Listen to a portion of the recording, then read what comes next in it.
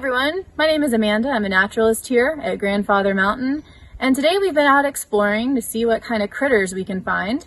And this morning we happen to have found a Yonalossee salamander, and I have it right here in this jar, which is how you want to capture a salamander. You don't want to touch them with your hands because they're super fragile.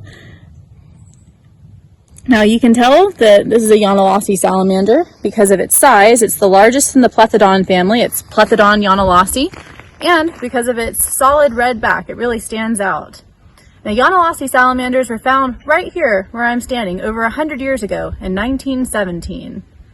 The name Yonalossee originally comes from a Native American word that means the bear's trail, or trail of the bear.